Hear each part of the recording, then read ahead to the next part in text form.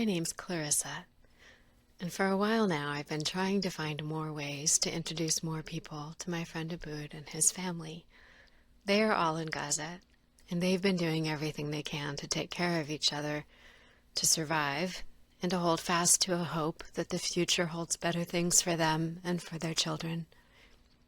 I want to try and give you a glimpse into someone who has changed my life, in the hopes that if you watch this, you will also get to know Aboud a little more, and that this will affect you and compel you to think of him and his family and to give them your support.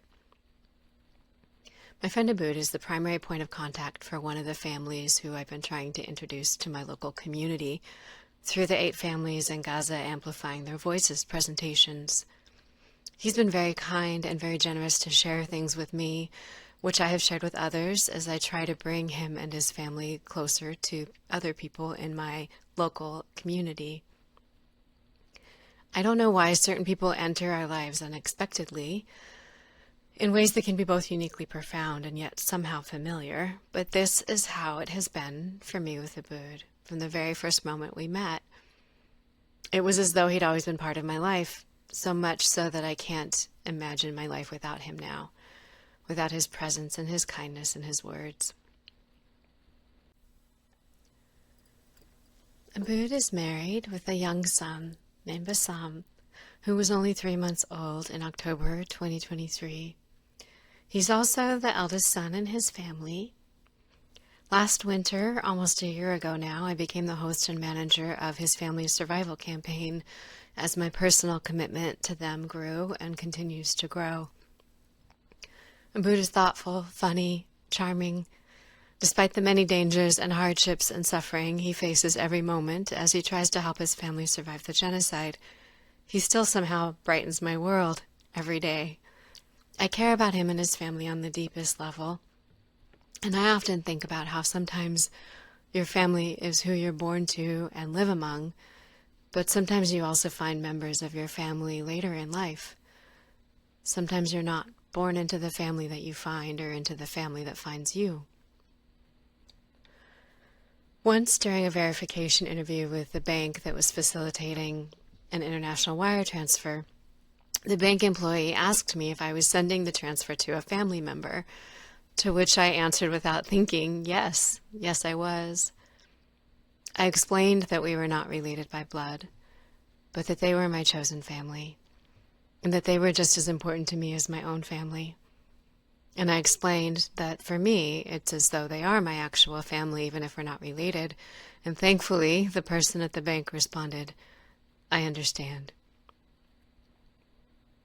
Aboud is sensitive and compassionate, understanding and caring, with a strong sense of justice and a desire to protect those who are vulnerable, particularly the children and the elderly, who he has seen suffer greatly during the genocide.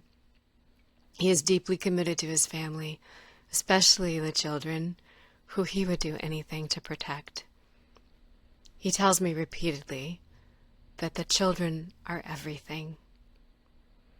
He feels responsible for their well-being and for the well-being of his entire family. He carries the weight of this on his young shoulders with a sincere and earnest commitment. And I sometimes worry about him feeling responsible for so much and taking responsibility for things that are not his fault, things that are beyond his control. I will admit I often worry about him the way a mother would. My maternal feelings towards him are part of our relationship and our friendship. Having no children of my own, he has offered to be like a son I never had, an offer that he made, accompanied by the blessing of his real mother, who is just as beautiful and generous as her son, and I'm deeply grateful to both of them for this. Aboud is someone who children are happy to be near. He appreciates them, and he wants them to have every happiness. He is someone whose eyes sparkle like the stars, and whose smile has the warmth of 1,000 sunbeams. Sometimes he'll tease me as though I really was his mother, and these glimpses I get into his playful humor reflect what I think is his true nature, and what he would be like all the time if he wasn't trapped in the conditions of genocide. His charm is irrepressible, and I can tell he's someone who loves to laugh, who loves to make others laugh, who sees the beauty of life and creates enjoyment for those around him. And I also see glimpses of these same qualities in his son Bassam, who I think takes after his father in this way. Aboud and I have talked before about the deeper things in life, the things that matter: love, family, fulfillment, beauty, truth. And through these conversations, through the way he has shared his thoughts and insights, the thing that has grown stronger for me over time is my overwhelming desire for him to have the chance to truly live his life again, to be free to be the beautiful father that he is without also having to carry the ever-present stress and worry and fear that living in life-threatening conditions creates. Currently, Aboud and his family are facing many challenges and dangers, and they are in urgent need of more support from us, which is partly why I'm reaching out to you in this way now, with Aboud's permission and support.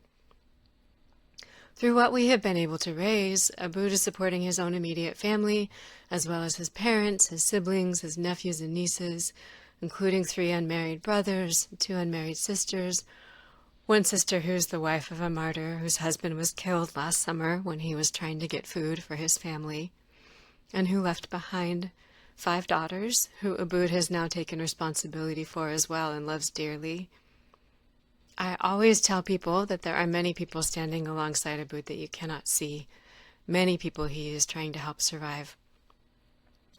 And as the illegal blockade continues, and as Israel is now enacting a ban on the already restricted medical and aid organizations, and as they are doing this with the support of the United States and the complicity of the international community, our efforts to provide direct aid to families in Gaza are needed more than ever.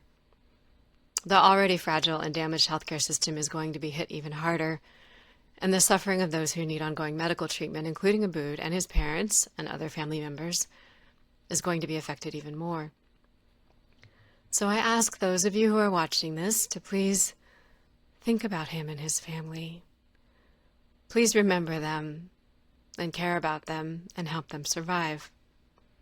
You can do this by giving them direct material aid, donating online, aid that will enable them to buy food and medicine, clothing and shelter, all the things necessary for them to keep going in this violent and harsh, unjust environment where there is constant danger approaching from all sides.